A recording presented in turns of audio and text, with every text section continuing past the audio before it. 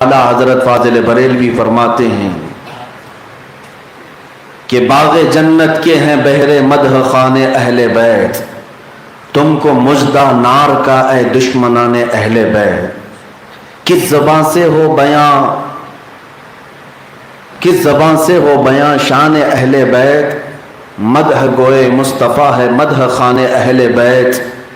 فرماتے ہیں بے اجازت ان کے گھر میں جبرائیل آتے نہیں، بے اجازت ان کے گھر میں جبرائیل آتے نہیں، قدر والے جانتے ہیں قدر و شان اہل بیت۔ اور آج کا منظر یہ ہے، فاطمہ کے لاڈلے کا آخری دیدار ہے، فاطمہ کے لاڈلے کا آخری دیدار ہے۔ حشر کا ہنگامہ برپا ہے درمیان اہل بیت، اہل بیت پاک سے گستاخیاں بے باکیاں، لعنت اللہ علیکم دشمنان اہل بیت۔ اخیر میں یوں کہتے ہیں بے ادب گستاخ فرقے کو سنا دو اے حسن، بے ادب گستاخ فرقے کو سنا دو اے حسن، یوں کہا کرتے ہیں سنی داستان اہل بیت۔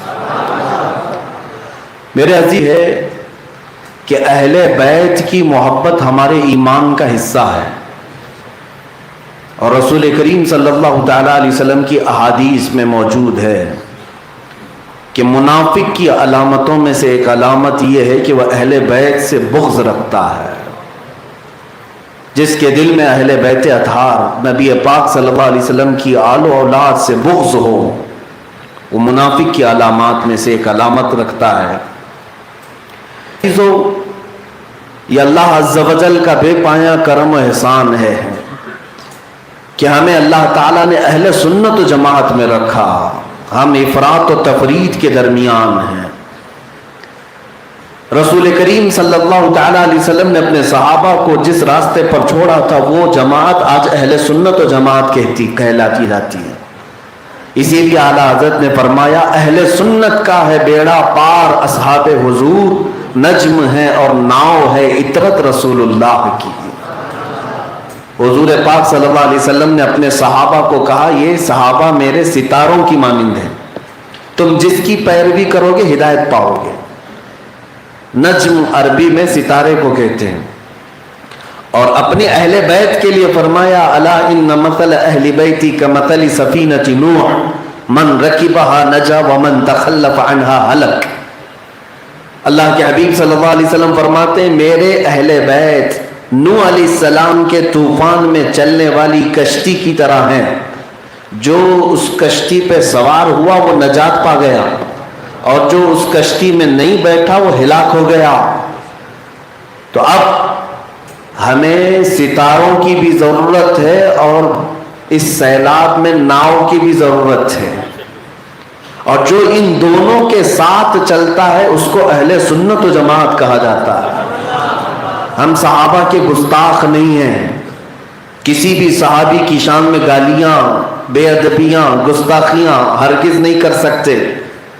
اللہ کے نبی صلی اللہ علیہ وسلم نے ارشاد فرمایا میرا ایک صحابی جو کے دانے کے برابر خیرات کرے اور تم سارے لوگ مل کر کے احد پہاڑ کے برابر سونا خیرات کرو تب بھی برابر نہیں ہو سکے گا، صحابی کے مقام کو نہیں پہنچ سکتے۔ بے ادب گستاخ فرقوں کو میں کہہ رہا ہوں صحابہ کی بھی عظمت الحمدللہ آج اگر کوئی کرتا ہے تو اہل سنت و جماعت ہے، اور ساتھ ہی اہل بیت اطہار رسول اللہ کی آل ذرا برابر بھی اونچ نیچ ہونے نہ دینا،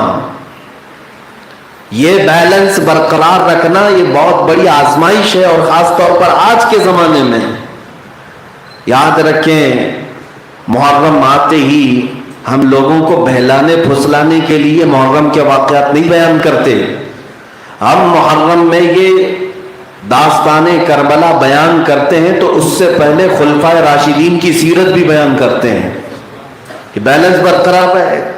صحابہ کی محبت بھی ضروری ہے اور اہل بیت کی عقیدت بھی ضروری ہے، ان سے محبت بھی ضروری ہے۔ ایک صحابی نے پوچھا رسول کریم صلی اللہ علیہ وسلم سے یا رسول اللہ صلی اللہ علیہ وسلم، یہ بیہقی کی روایت ہے، کچھ لوگ ایمان لانے کے بعد نماز بھی پڑھتے ہیں، قرآن بھی پڑھتے ہیں، روزے بھی رکھتے ہیں، لیکن وہ آپ کی آل سے محبت نہیں رکھتے، آپ کی آل سے یا آپ کے خاندان سے وہ بغض رکھتے ہیں، وجہ کیا ہے؟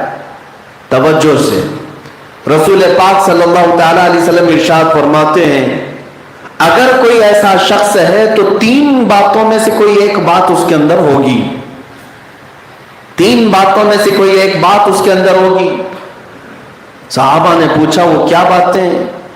حضور اکرم صلی اللہ علیہ وسلم ارشاد فرماتے ہیں نمبر 1، یا تو وہ منافق ہوگا جو رسول پاک کی آل سے بغض رکھتا ہے، نمبر 1،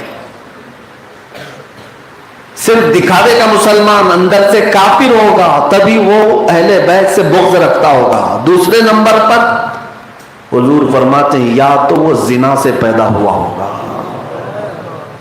ولد الزنا ہوگا، تب وہ اہل بیت کا بغض اپنے دل میں پالتا ہے۔ اور اگر یہ دونوں چیزیں نہیں ہیں تو تیسری چیز یہ ہے کہ ولد الحیض ہوگا، جس کا مطلب یہ ہے کہ اس کی ماں ایام حیض میں تھی جب اس کا نطفہ حمل میں قرار پایا ہوگا حرام طریقے سے۔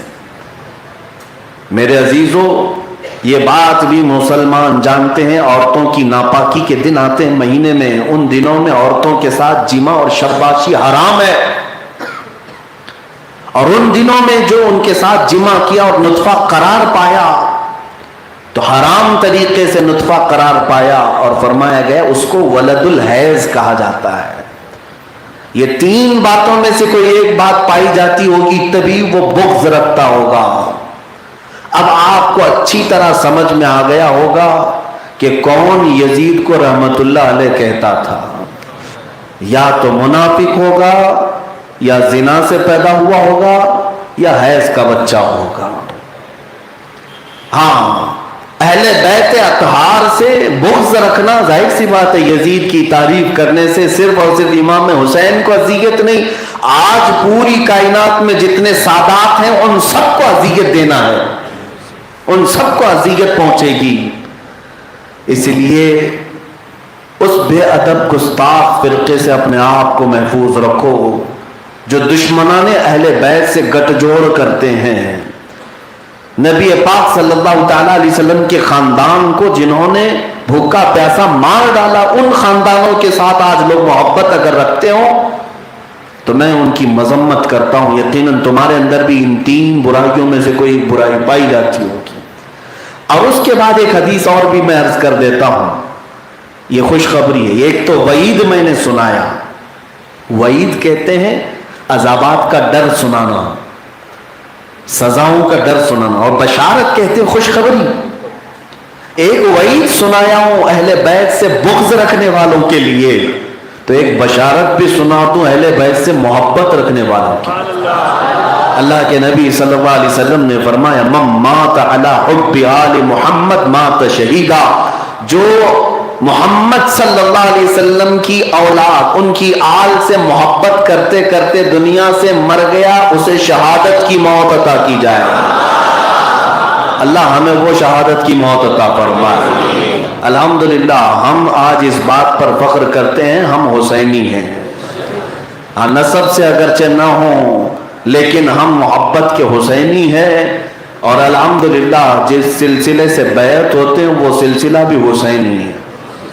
آج جتنے سلسلے ہیں اکثر سلسلے مولا کائنات علی مرتضیٰ رضی اللہ تعالیٰ عنہ تک جو پہنچتے ہیں وہ امام حسین سے ہو کر پہنچتے ہیں، اور خاص طور پر قادری سلسلہ جس کو سلسلۃ الذہب کہا جاتا ہے، یہ پورے کے پورے اہل بیت سے ہو کر کے آیا ہے، اہل بیت سے ہو کر کے آیا ہے۔ اگر آپ سرکار پیر پیراں میر میراں سیدنا عبد القادر جیلانی رضی اللہ تعالیٰ عنہ کی نسبت سے قادری کہلاتے ہیں تو ذرا اوپر کا شجرہ پڑھ کر کے دیکھ لینا، آپ کو پتہ چلے گا کیسے اہل بیت امام علی رضا، امام علی رضا کے بعد امام موسیٰ کاظم، امام موسیٰ کاظم کے اوپر امام جعفر صادق، امام جعفر صادق کے اوپر امام باقر، امام باقر کے اوپر امام زین العابدین، امام زین العابدین کے اوپر شہید کربلا امام حسین، ان پر سیدنا حیدر کرار علی مرتضیٰ، ان پر محمد رسول اللہ۔